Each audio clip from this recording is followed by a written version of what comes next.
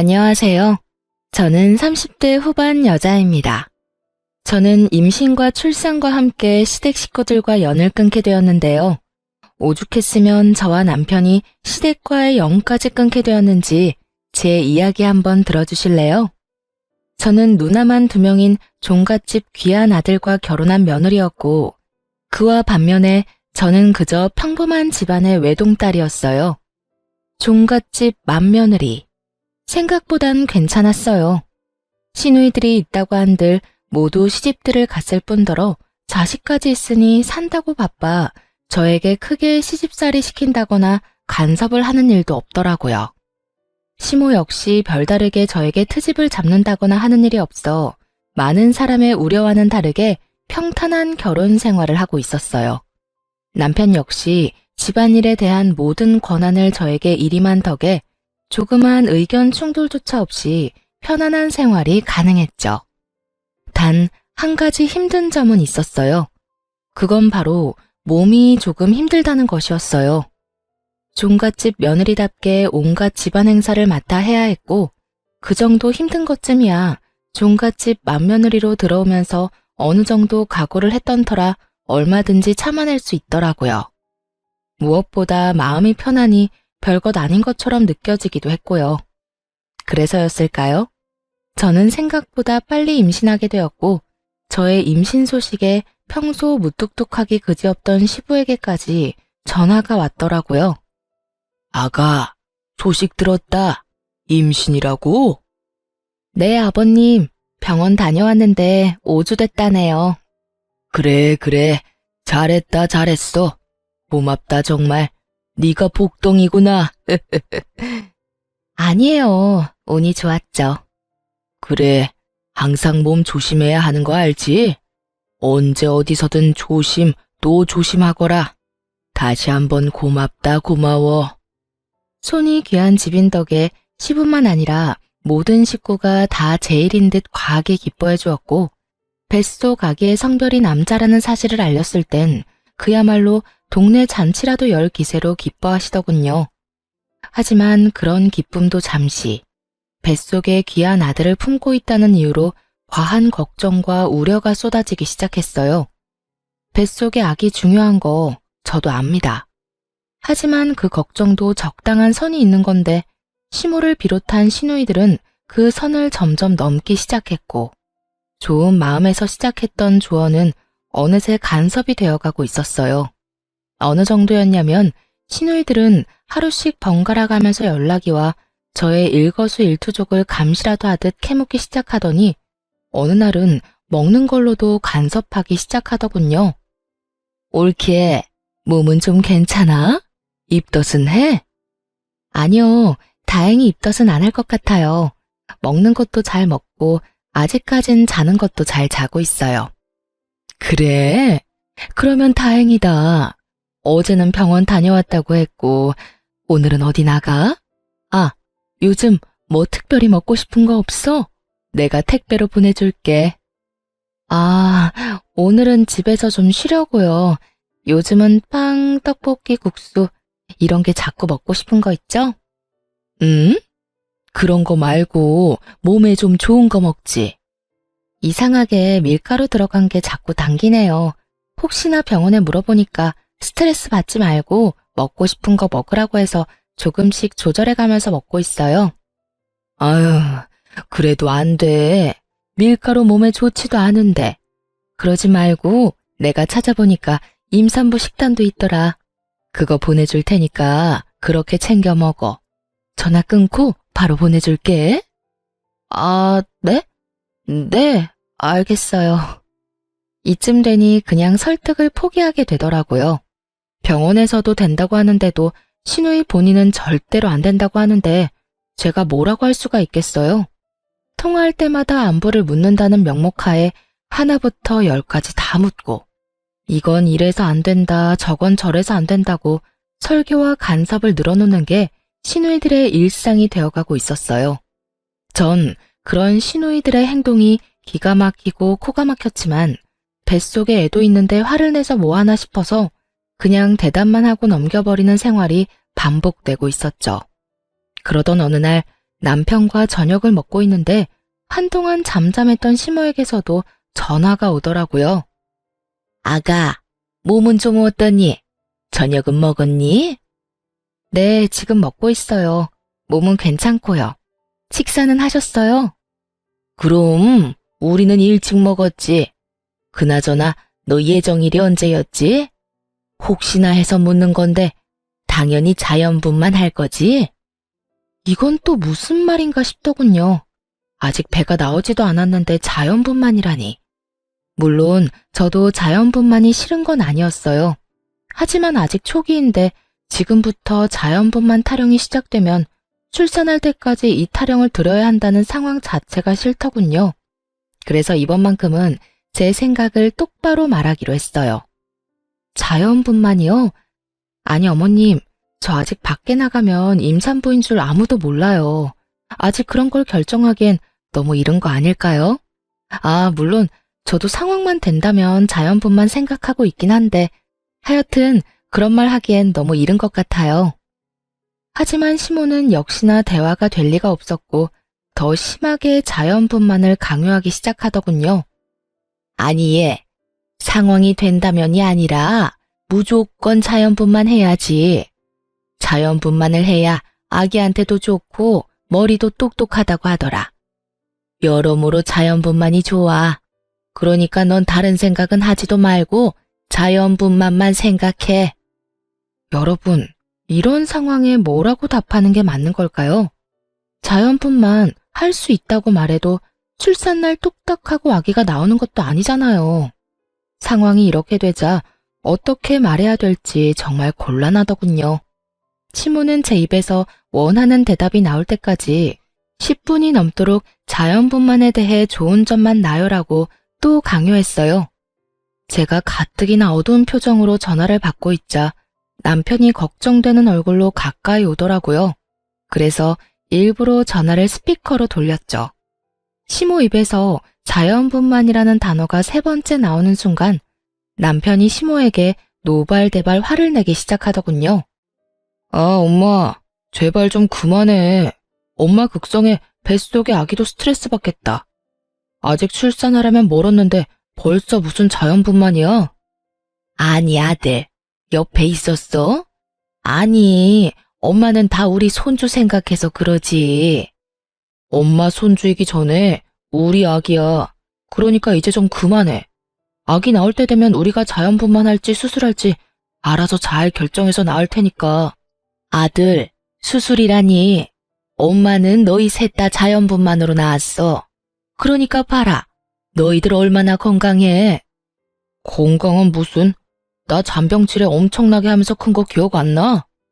엄마가 내 병원비로 병원 기둥 하나는 세웠다고 했던 거 기억 안 나냐고. 아무튼 한 번만 더 이 사람한테 전화해서 이상한 소리 해봐. 전화 차단해버릴 거야. 그리고 누나들도 똑같아. 이 사람한테 다들 쓸데없는 연락도 하면 다 차단해버리고 나중에 아기 얼굴도 안 보여줄 거야. 그래도 되지? 그게 무슨 소리니? 출산하면 얼굴은 보여줘야지. 그리고 쓸데없다니. 우린 다 걱정하고 생각해서 그러는 건데. 그 걱정이 다 쓸데없는 짓이라고. 이 사람이 굳이 아무 말 안 하니까 나도 이때까진 가만히 있었는데 오늘 엄마 말하는 거 들어보니 도저히 안 되겠네. 이러다 진짜 사람 피 말려 죽이겠어. 그러니까 엄마 손주 무사히 세상 빛 보게 해주고 싶으면 이 사람한테 전화해서 왈가왈부 간섭 좀 하지 마. 그럼 끊어. 남편은 시모에게 한마디도 지지 않고 자기 의사를 분명하게 전한 뒤 전화를 끊어버렸고 당황하기도 놀라기도 해 가만히 남편을 보고 있는 저를 보며 이렇게 말하더군요. 미안해. 우리 집 식구들 왜 이러는지 모르겠어. 아무튼 이때까진 당신이 나서지 말라는 말도 있기도 했고 큰 소리 나는 게 싫기도 해서 참고 있었는데 앞으로는 내가 알아서 할 테니까 이제부턴 당신은 한 발 물러서 있어. 이렇게까지 강하게 말할 줄은 몰랐는데 속으로 많이 놀랐어요. 그리고 앞으로도 가족들 앞에서 완벽한 제 편이 되어줄 것 같아 안심도 되었고요. 주변에 물어보니까 이런 건 남자가 중간에서 잘해야 한다더라. 그러니까 혹시나 나 없을 때 엄마나 누나가 또 그러면 당장 나한테 말해. 부담 갖지 말고. 참 고맙더라고요. 괜히 임신한 유세 부린다는 말을 듣고 싶지 않아 참고 있긴 했지만 사실 한계치에 다다르긴 했었기에 이 타이밍에 나서준 남편이 더없이 든든하더군요. 가끔 연락이 온다고 한들 사람 마음이 웃긴 게 남편이 이렇듯 제 편을 들어주니 시모와 시누이들이 간섭해도 그러려니 하며 큰 스트레스는 받지 않게 되더라고요. 하여튼 그날 이후 남편의 으름장이 제대로 먹히긴 했는지 시댁 식구들의 연락은 눈에 띄게 줄어들었어요. 아주 가끔 시아버지가 연락이 와서 먹고 싶은 건 없는지 물으며 며느리 먹고 싶은 건 다 사줘야 한다며 용돈 보내주시는 것 말고는 없었죠. 그렇게 시간은 흘러 출산이 얼마 남지 않은 어느 날 우려했던 상황이 나오고 말았어요. 뱃속에서 잘 놀던 아기가 너무 잘 놀아버렸는지 갑자기 여가가 되어버렸다고 하더군요. 바로 직전 검진까진 똑바른 자세로 잘 있던 아이가 여가가 되어버린 것도 당황스러운데 자연분만이 되지 않는다는 소식을 들은 시모의 반응을 생각하니 한숨이 끊임없이 나왔어요. 저의 예상대로 소식을 전해들은 시모는 득달같이 집으로 찾아왔고 그간 모아두기라도 한 것인지 속사포처럼 잔소리를 쏟아내더라고요. 넌 도대체 몸 관리를 어떻게 했니? 이제 아기 나올 때 다 됐는데 너가 몸 관리를 좀 더 잘했어야지. 그래서 정말 수술밖에 방법이 없대? 다른 방법은 없는 거야? 내 원참, 나는 한 번도 그런 적이 없는데 넌 도대체 왜 그런 거야? 정말 미쳐버릴 것 같더라고요. 아니, 아기가 갑자기 마음이 바뀌어 방향을 바꿔버린 것을 제가 무슨 수로 막나요? 다 큰 자식도 말을 들어먹지 않는데 뱃속에 있는 아기를 제가 무슨 수로 다시 되돌려 놓겠어요? 시모는 제가 무슨 대역죄인이라도 되는 양 저를 인정사정 없이 몰아붙이기 시작했어요. 그래도 전 최대한 차분하게 설명하려고 애썼죠. 아니 어머님, 제가 이렇게 되고 싶어서 이렇게 만든 것도 아니고 잘 아시잖아요. 이건 어쩔 수 없는 일이라는 걸요. 병원에서도 이런 경우가 종종 있다면서 어쩔 수 없는 일이라고 하셨어요. 어쩔 수 없는 일? 네 뱃속에서 일어나는 일인데 뭐가 어쩔 수가 없어? 다 네가 우리 말 안 듣고 네 멋대로 굴어서 이런 거 아니야. 하여튼 이래서 내가 너한테 그렇게 연락을 했던 건데 이제 어쩔 거야? 너 때문에 우리 귀한 손주 몸도 약하고 머리도 나쁘게 태어나면 어떡할 거냐고. 아무리 좋게 설명을 해보아도 시모는 애초에 제 말을 귀담아 들을 생각이 없어 보였죠. 그쯤 되니 억울함을 넘어 짜증이 나더군요. 결국 화가 폭발해버린 저는 더는 시모와 입씨름을 하지 않고 그 자리에서 바로 병원으로 전화를 걸어 담당 선생님과 시모를 통화시켜버렸어요. 처음부터 시모는 우리 며느리 때문에 아기가 갑자기 여가가 되었다며 어떻게든 제 탓으로 돌려보려고 애썼지만 의사 선생님이 이건 아니다 싶었는지 좀 강하게 나무라기 시작하더군요. 전문의의 사실을 바탕으로 한 꾸중과 호통에 시모는 연신 헛기침을 하며 얼굴이 붉어졌죠. 원하는 말을 듣지 못하니 선생님이 뭐라고 하시든 전화를 무턱대고 끊어버리더군요. 전화를 끊은 시모의 표정은 분노로 가득했고 전 그런 시모를 보며 이렇게 말했습니다. 충분히 들으셨죠? 어머님, 제발 다른 데서 카더라식 거짓 정보만 듣고 저한테 나무라지 말아주세요. 선생님 말씀대로 이건 제 잘못도 아기 잘못도 아니고 어쩌다 일어날 수 있는 일이라고요. 그러니 이제 그만하고 돌아가 주세요. 저도 피곤해요. 제 말에 시모는 아무 말도 하지 못하고 한참을 저를 노려보더니 끝까지 입 한 번 떼지 않고 돌아가더군요. 상황이 이렇게 되니 전 아기를 출산하고 난 뒤가 더 걱정됐어요. 뱃속에 있을 때도 이 난리인데 그 귀한 아들이 세상의 빛을 보게 되면 얼마나 난리들을 피워댈지 불보듯 너무 뻔했으니까요. 그렇게 저의 우려와 걱정이 커지는 사이 만삭을 지나 출산 2일을 앞두고 있었고 화장실이 급해 화장실로 갔는데 그날따라 소변이 끊이지 않고 계속 나오더라고요. 처음 겪는 상황이지만 딱 알겠더라고요. 양수가 터졌구나 하고요. 거기에다 꽤 심각한 상황이라는 것까지도요. 전 서둘러 병원으로 향했고 내진을 해본 결과 상황은 제 생각보다도 더 좋지 않았어요. 급하게 긴급 제왕절개 수술에 들어가야 할 정도로 말이죠. 제 연락을 받은 남편은 급히 병원으로 오고 있었고, 제가 내진을 받는 사이 도착한 시댁 식구들과 친정 식구들이 줄지어 들어오고 있더군요. 식구들의 등장에 의사와 간호사분은 상황이 급하다는 설명을 해주었고, 설명을 다 들은 시모는 한시라도 빨리 동의서에 사인을 해도 모자랄 판국에 간호사와 실랑이를 하며 미친 소리를 뱉어내기 시작하더군요. 아니, 시도라도 해볼 수 있잖아요. 바로 수술하지 말고 자연분만 시도라도 해보라고요. 보호자분, 시도를 하고 말고 할 시간이 없다니까요. 얼른 확인해보시고 사인해주세요. 시간이 없기는 무슨. 우리 며느리 얼굴 보니까 그렇게 급한 것 같지도 않구먼.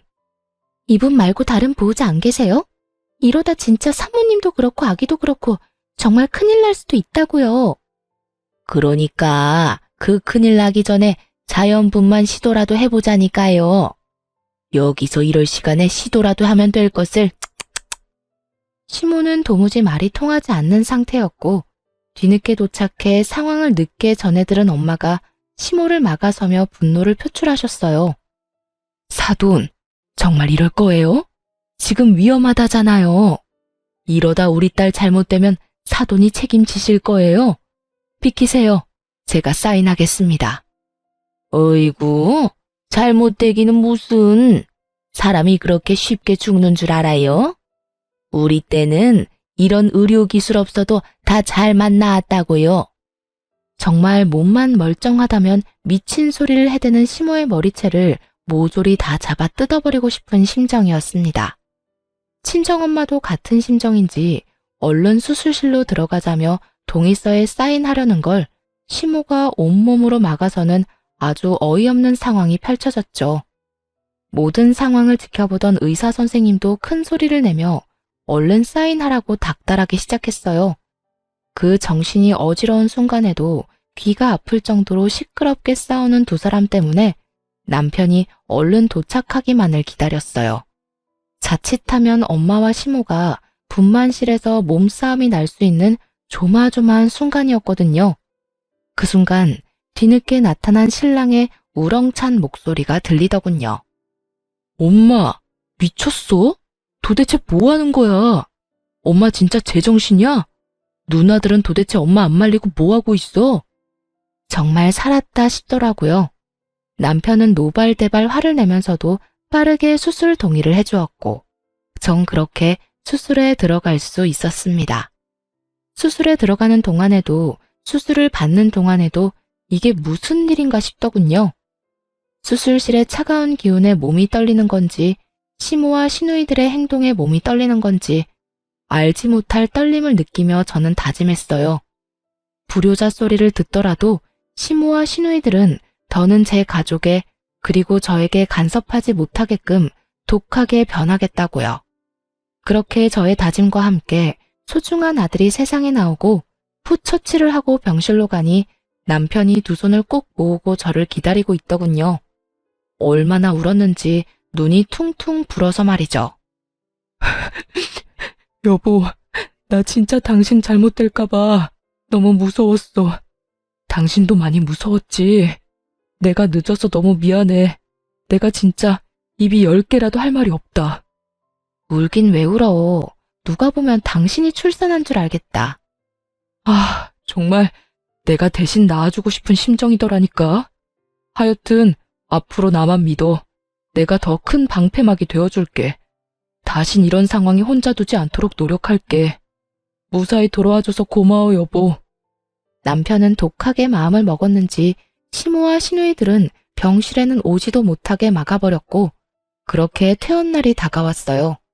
저는 퇴원을 위해 짐을 싸고 있었고, 남편은 병원비를 정산하기 위해 잠시 자리를 비운 사이 어떻게 알았는지 시모가 병실로 들어서더군요. 몸은 좀 어떠니? 아직 아프긴 한데 그래도 어제보단 덜 아파요. 그러게, 자연분만 했으면 이렇게 아플 일도 없었을 텐데. 어머님, 이제 그만 좀 하세요. 이미 수술은 했고 아기도 건강하게 잘 나왔는데 왜 계속 자연분만 이야기를 하세요? 그래, 그건 그렇고 조리원으로 간다고? 네, 예약해둔 조리원에서 2주 쉬고 나와요. 제 말을 듣던 시모는 제 눈치를 살피더니 헛웃음이 터져나오는 말을 하기 시작하더군요. 그게 내가 많이 생각해 봤는데 아무래도 우리 귀한 장손을 남의 손에 맡긴다는 게 영 불안해서 말이야. 그래서 하는 말인데 너 산후조리를 우리 집으로 가서 하는 게 어떻겠니? 그게 불편하면 내가 너희 집으로 가도 되고 말이야. 어머님, 아무리 그래도 제가 어떻게 어머님한테 제 몸조리를 맡길 수 있겠어요. 아기도 그렇고 힘드실 거예요. 그리고 어떤 걱정하시는지 잘 알고 있는데 그런 일이 일어나는 건 아주 극소수이고요. 제가 예약한 조리원 유명하기도 하고 평도 꽤 좋은 곳이라서 그런 걱정은 안 하셔도 돼요. 아무래도 전문가한테 맡기는 게 저도 편하기도 해서 그냥 조리원으로 갈게요. 어머 얘, 그런 걸로 치면 나도 전문가야. 내가 네 남편을 비롯해 애 셋을 키웠어. 그러니까 그냥 우리 집으로 가자. 내가 정말 불안해서 그래. 시모의 아집은 제 상상보다 더 대단하더군요. 조리원에서 일어난 말도 안 되는 사건 사고를 누구한테 들었는지 도저히 불안해서 못 맡기겠다며 혹시라도 모를 사고가 일어나기 전에 미연에 방지하는 게 훨씬 낫다는 말까지 하더군요. 제가 아무리 좋은 말로 설득도 해보고 때론 싫은 티를 내며 거부도 해봤지만 시모는 의지를 굳힐 생각이 전혀 없어 보였고요. 사실 조리원 예약금을 시부가 내주신 거라 다른 여러 사연들처럼 조리원 비용이 아까워 안 보내려는 상황도 아니고 정말 장손이 다칠까봐 걱정되는 마음이 느껴져서 그렇게 기분이 나쁘지만은 않더라고요. 그렇게 저와 실랑이를 벌이는 사이 남편과 아빠가 병실로 들어왔고 남편이 시모의 앞을 막아서려는 찰나 전 그런 남편을 제지했어요. 이번에도 남편을 등에 업고 이 상황을 모면하면 당장은 편하겠지만 계속해서 그렇게 피해봤자 소용없다는 생각이 들었어요. 그래서 전 좀 더 독하게 나가기로 했죠. 이제 저도 지켜야 할 자식이 있는 엄마였으니까요. 그래요, 어머님. 제가 갈게요. 그 대신 저 정말 아무것도 안 하고 오로지 몸조리에만 신경 쓸 거예요. 삼시세끼 다 챙겨주시고요. 당연히 뒷정리는 물론이고 하루에 한 번씩 제가 있는 방 청소도 해주세요. 그리고 저는 수유하는 시간 말고는 아기 돌보지 않을 거예요. 밤에도 물론 수유할 때만 아기 돌볼 거고요. 그러니까 나머지 시간은 어머님이 아기 다 돌봐주셔야 해요. 그리고 만약 지내는 동안 조금이라도 제가 불편하다거나 저한테 조금의 일이라도 시키시면 당장 짐 싸서 조리원으로 들어갈 거예요. 그래도 제가 어머님 댁에 가서 조리하길 바라세요? 이거 다 해주실 수 있어요? 시모는 잠시 멈칫하는 듯 했지만 이내에 다 할 수 있다며 호언장담을 하는데 결국 시모의 뜻대로 시댁에서 몸조리를 시작하고 말았어요. 시댁에 도착해 제가 머물 방에 가보니 참 뭘 믿고 집에서 산후조리를 해준다고 했는지 알 수가 없더군요. 여기저기 굴러다니는 머리카락에 먼지, 굳이 코를 대지 않아도 묵은 냄새가 강하게 나는 꼬질꼬질한 이불.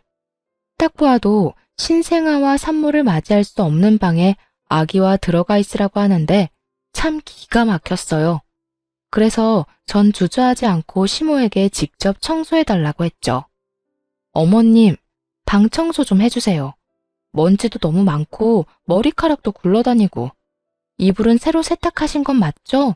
냄새가 나는데. 그러지 말고 이불도 새로 빨아주세요. 제 말에 시모는 아주 뻔뻔하게 거짓말을 늘어놓더라고요. 어머 얘, 청소도 다 했고 빨래도 다 해놓은 거야. 그러니까 언제 청소하고 언제 하신 빨래인데요? 그게 한 며칠 됐나? 며칠은 개뿔이라는 말이 정말 목구멍 끝까지 올라오는데 얼마나 말을 삼키고 또 삼켰나 몰라요. 시모는 찔리는 듯 저의 눈치를 살피고 있었고 저는 한 차례 말을 삼킨 후 시모에게 이렇게 말했어요. 어머님, 제가 이래서 조리원에 가려고 했던 거예요.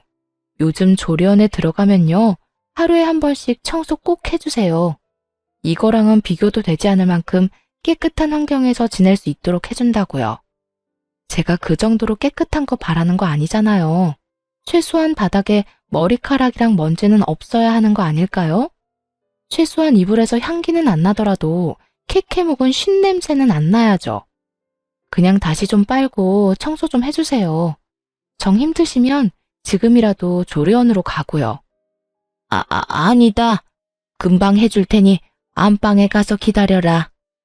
급하게 하지 마시고 천천히 하셔도 되니 꼼꼼하게 해주세요. 스팀 청소기도 있으시잖아요. 저 올 때마다 매번 시키시던 거요. 다 하시고 그걸로 한번 싹 밀어주세요. 저 혼자만 지내면 상관없는데 아무래도 신생아가 있으니 청결이 제일 중요해서요. 그래, 알겠다. 전 최대한 뻔뻔하고 담담하게 요구하려고 애썼고 시모는 표정이 좋지 않긴 했지만 철석같이 약속한 것이 있어서 그런지 저의 요구대로 다 들어주더군요. 시모가 좋든 싫든 어른에게 이것저것 요구해야만 하는 상황이 마음이 편하지 않았더군요.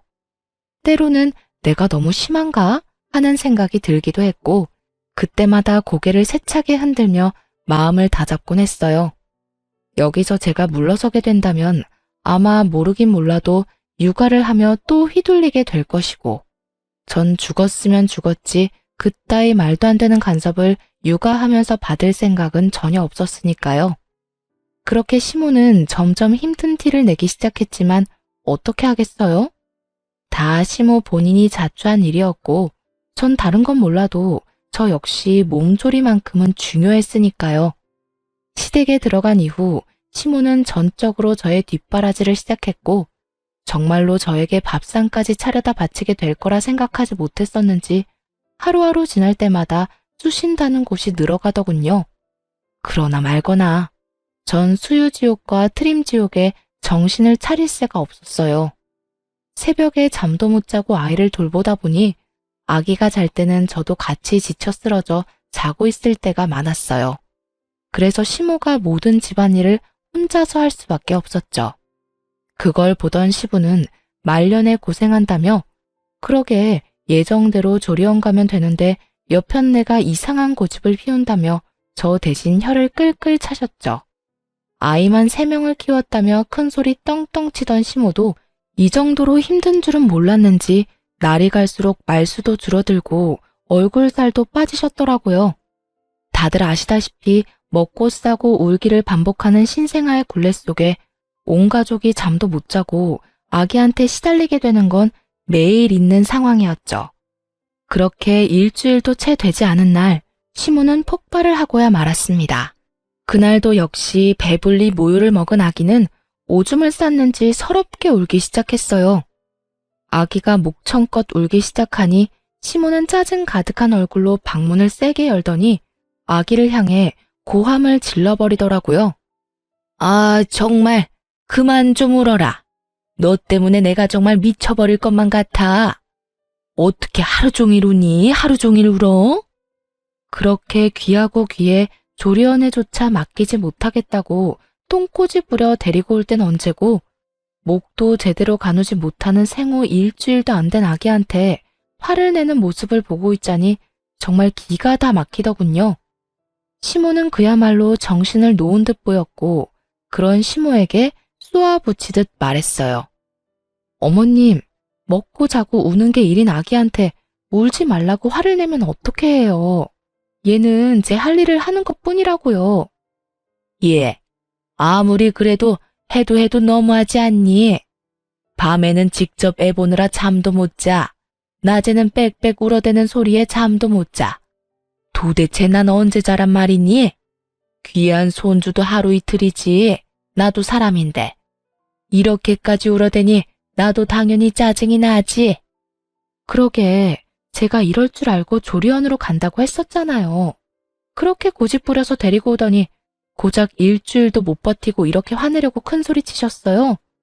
그리고 소리 좀 그만 지르세요. 애 놀라면 밤에 더 심하게 우는 거 모르세요? 제 말을 다 알아듣는 듯 아기는 타이밍 맞춰 더 큰 소리로 울기 시작했고 시모의 표정이 실시간으로 썩어가고 있더군요. 저는 불만스러운 눈빛으로 우는 아기를 달래기 시작했죠. 그랬더니 시모가 기어들어가는 목소리로 이렇게 말하더군요. 아가, 너 지금이라도 조리원에 들어가면 안 되니? 네? 그게 무슨 말이세요? 이제 와서 조리원을 어떻게 가요? 전 일부러 더 난색을 보이며 시모의 말을 받아쳤고 시모는 도저히 안 되겠다 싶었는지 아예 애원을 하기 시작하더군요. 나 정말 이러다 죽을 것 같아서 그래. 내가 나이가 몇 살인데 끼니 때마다 며느리 밥 시중 드는 것도 모자라 낮이고 밤이고 손주 시중 드느라 잠도 못 자. 그것뿐이니? 네 시아버지 눈치 보여서 그것도 그거대로 아주 힘들어 못 살겠어.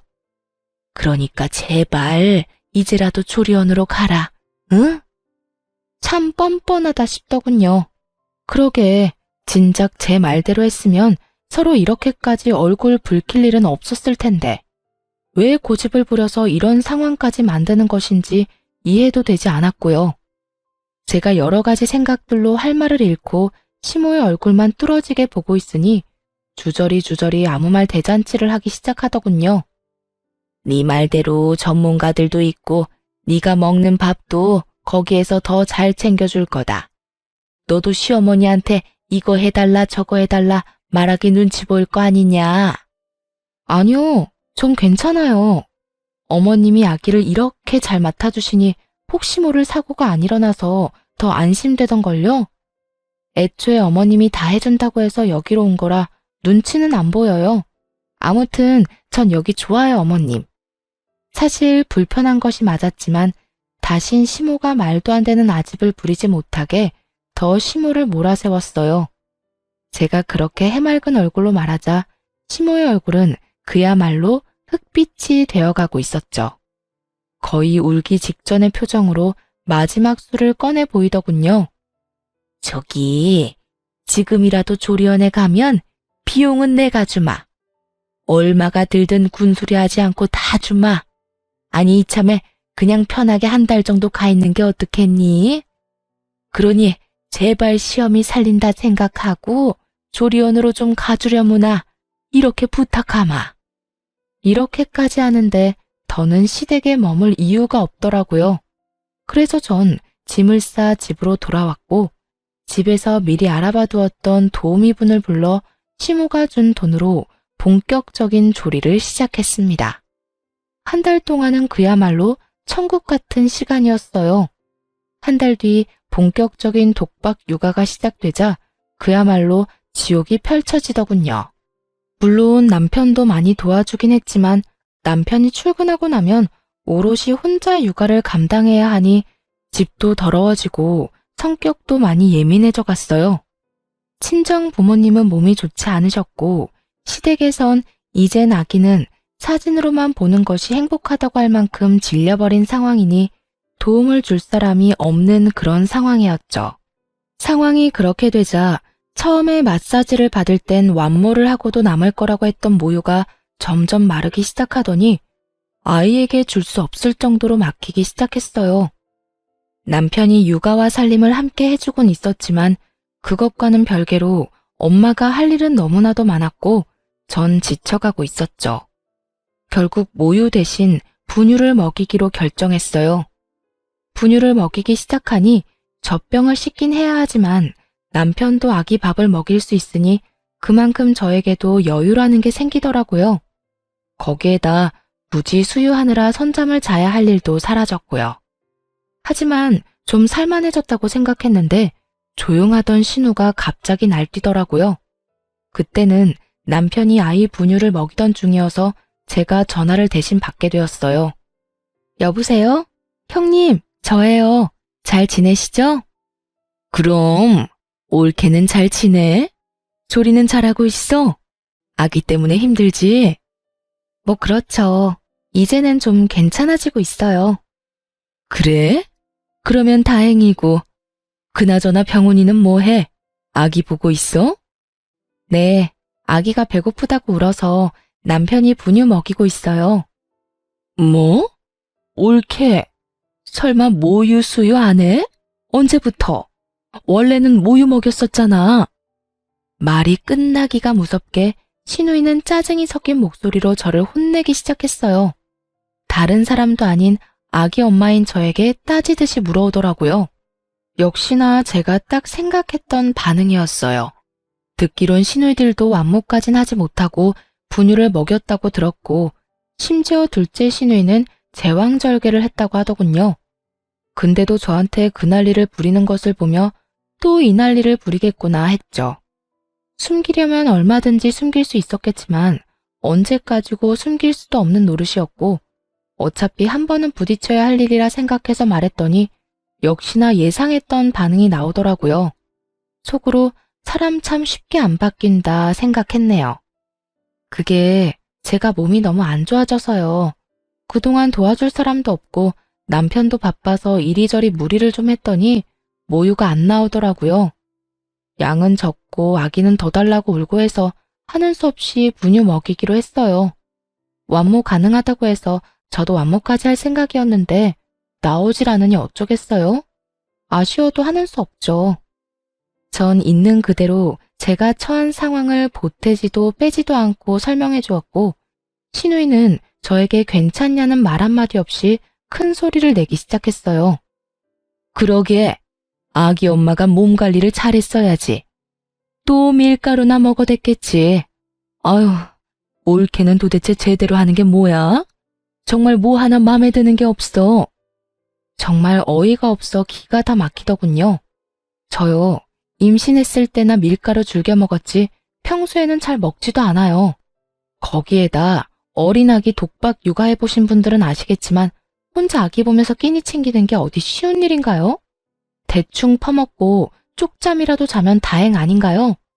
시누이가 애도 없는 것도 아니고 뻔히 사정을 다 알면서 그렇게까지 몰아붙이니 더는 참을 수가 없더군요. 아니 형님, 그렇게 말하면 제가 섭섭하죠. 같은 여자로서, 아니, 같은 사람으로서 몸이 안 좋아서 모유까지 안 나온다고 하면 예의상 몸은 괜찮냐고 한마디쯤은 물어봐야 하는 거 아닌가요? 아니, 난 그게 순간적으로 흥분해서. 그래서 몸은 괜찮아? 아니요, 안 괜찮아요. 끼니도 제대로 못 먹고 잠도 제대로 못 자고 그렇다고 해서 누가 도와주는 사람 한 명 없고, 그래서 모유가 안 나와서 저도 참 안타깝게 생각하고 있으니 형님은 더는 나무라지 말아주세요. 뭐라고? 옳게. 무슨 말을 그렇게 섭섭하게 해? 나는 다 먼저 육아해본 육아 선배로서 조언해주는 거야. 옳게도 할 거 아니야. 모유가 좋지 분유가 좋아? 진짜 이런 말까지 안 하려고 했는데 지금 형님이 하는 건 조언이 아니라 간섭인 거 알고 계시죠? 그리고 몸에 좋다는 초유는 차고 넘치게 먹였고 요즘 분유도 좋게 잘 나와서 성장하는데 아무 문제 없는 거 누구보다 잘 아시잖아요. 형님도 완모 못 하셨으니까요. 그러니까 이제 간섭 좀 그만하시고 앞으로는 내 새끼는 내가 어련히 알아서 잘 보살필 테니 제발 이런 식으로 선 넘는 간섭은 하지 말아주세요. 쏘아붙이는 제 말에 시누이가 어버버하는 사이 저는 전화를 끊어버렸고 날이 선 저의 고함에 남편이 화들짝 놀라 방에서 나오더군요. 남편은 저에게 왜 그러냐고 물었고 저는 씩씩거리며 시누이와 있었던 일을 말해주었죠. 인상을 잔뜩 찌푸린 채 저의 이야기를 듣던 남편은 시누에게 전화해 저번처럼 또 불같이 화를 내더라고요. 누나, 진짜 미쳤어?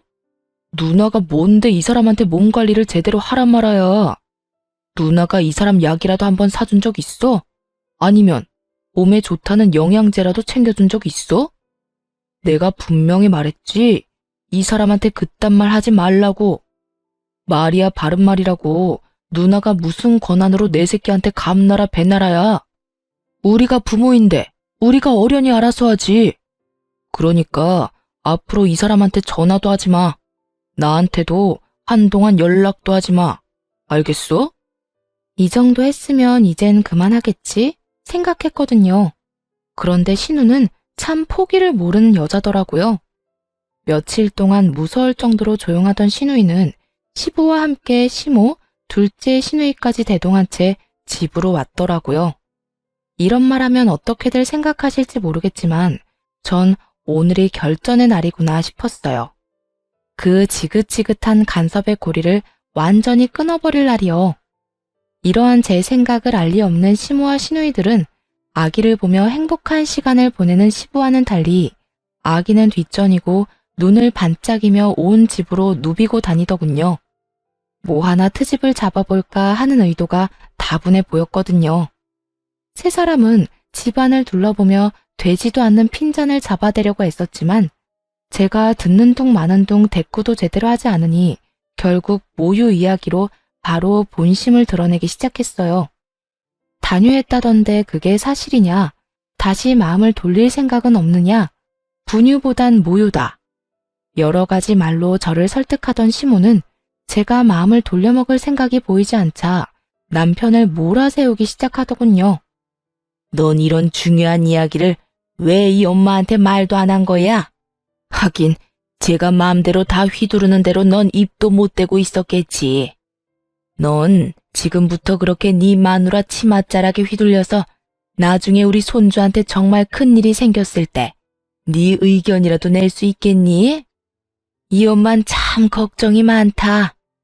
시모는 졸지에 남편을 마누라 치맛자락에 빠져 허우적거리는 남자로 만들어버리더니 저에 대한 적대감을 숨김없이 드러내더군요.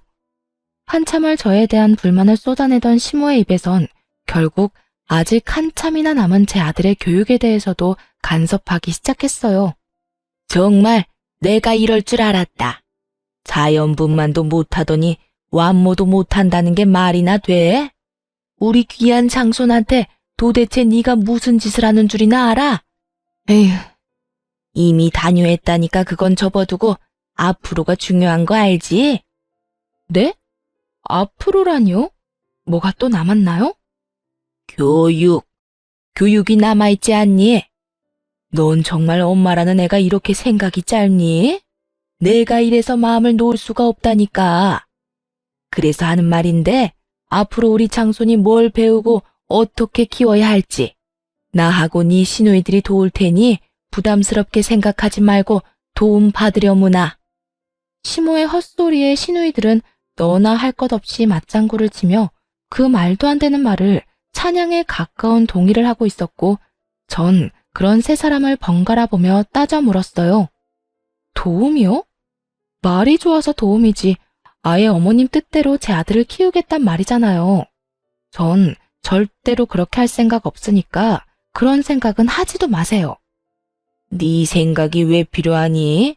내가 그렇게 하겠다는데. 그러게 진작 네가 내 아들을 쥐락펴락만 하지 않았으면 이런 일도 없지 않니? 착하고 순한 내 아들이 네 치맛자락에 빠져 헤어나오질 못하니 내가 이렇게라도 해야 내 귀한 손주가 잘 크지 않겠어? 하여튼 내 뜻은 굳혔으니 잔말 말고 내 뜻에 따르렴. 정말 해도 해도 너무하더라고요. 엄마인 저를 인정해주지도 않고 말끝마다 귀한 손주, 귀한 손주. 속에서 분노가 쌓이고 있었죠. 시모고 나발이고 입에서 온갖 말들이 나오려고 하더군요. 시부가 옆에 있었지만 참지 못하고 한마디 하려던 순간이었어요. 시종일관 말 한마디 하지 않고 굳은 표정으로 바라보던 남편이 아기를 확 안으며 말했어요. 엄마, 누나, 이제 우리 영 끊고 살자. 더는 안 되겠어. 이대로 지내다간 나 아무래도 이혼당할 게 뻔하고 난 내 가정은 지켜야 하니까 우리 인연 끊어. 너, 그게 도대체 무슨 말이야? 연을 끊자니. 그게 이 엄마한테 할 말이야? 엄마 말대로 이때껏 내가 너무 착하고 순했던 것 같아. 진작 이 인연을 끊었어야 했는데. 그래도 가족이라고 참고 또 참았는데 이젠 안 될 것 같아. 남편의 단호한 태도에 시모는 개거품을 물며 거의 넘어가기 직전이었고 두 시누이가 남편에게 후레자식이라는 말과 함께 온갖 욕을 쏟아내기 시작했어요. 이 나쁜 놈아, 네가 그러고도 인간이야? 어떻게 엄마한테 그런 말을 할 수가 있어? 그러게, 엄마가 널 어떻게 키웠는데? 언니랑 나는 몰라도 엄마가 너한테 어떻게 했는데? 마누라 때문에 뭐? 연을 끊어? 네가 제정신이야? 누나들이 입장 바꿔서 생각해봐. 만약 누나들이 이런 상황인데 내 형들이 누나 편 안 들어주고 시댁 말이 다 맞다. 너는 고개 숙이고 시댁 말에 다 따르라고 하면 누나들은 그런 남편이랑 계속 같이 살 수 있을 것 같아? 난 후레 자식이 되는 한이 있어도 내 가정은 지킬 거니까 인연 끊어. 아버지, 죄송합니다. 남편의 말에 그나마 양심은 있는 것인지 시누이들은 동시에 입을 닫았고 시부는 아무런 말도 하지 않고 남편을 한참 바라보다 시모에게 묻더군요. 당신은 선호가 한 말 어떻게 생각해? 인연을 끊자는데? 어떻게 생각하냐니요? 당연히 말도 안 되는 소리죠. 이게 다 전연 때문이라고요. 장손 낳아줬다고 오냐오냐 했더니 아들 하나 낳은 것 말고는 마음에 드는 게 하나도 없다고요. 이래서 집안에 여자가 잘 들어와야 한다고 하는 거라고요. 이거 보세요. 그 착하던 우리 아들 입에서 인연 끊자는 말이 나오다니. 이게 말이 된다고 생각해요? 시모는 눈까지 까뒤집으며 저를 향해 비판을 쏟아내고 있었고 그런 시모를 향해 시부는 고함을 지르기 시작했어요. 전연이라니? 아무리 화가 난다고 해도 그렇지. 며느리한테 욕설이라니 당신은 부끄럽지도 않아? 내가 진짜 이때까지 세 사람이 하는 꼴이 너무 창피해서 입이 떨어지지 않아서 가만히 있었더니 뭐? 전연? 당신은 기본적인 예의라는 것도 모르는 거야? 너희도 그래. 뭐 하나 도와줄까 몸을 바쁘게 움직여도 모자란 판국에 헐뜯지 못해 안달들이나 입 놀리는 꼴이 한심하고 실망스럽구나. 시부의 말에도 정신을 차리지 못한 시모는 다시 그 지긋지긋한 자연분만과 모유 수유를 입에 올리더군요. 아니 여보, 전혀 아니. 저 물건 때문에 우리 손주 자연분만으로 태어나지도 못했는데 완모라도 해야 건강할 거 아니에요. 제 말이 틀렸어요? 그만 좀 하라니까. 내 말 안 들려? 그까짓 것들이 뭐 중요하다고 이 난리들을 부리는 거야?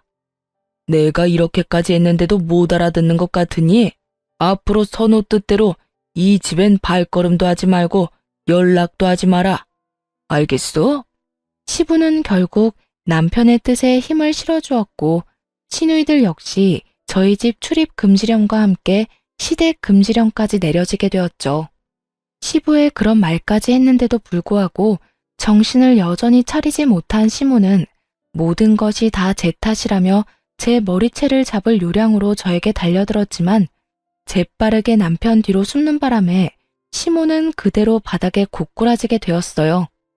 그런 시모의 모습에 시누이들은 시모를 부축하기 바빴고 시모는 그런 시누이들의 부축을 받으며 며느리가 시어미를 밀어 넘어뜨렸다며 자신을 죽이려고 작정했다는 아주 말도 안 되는 곡소리를 내기 시작하더군요.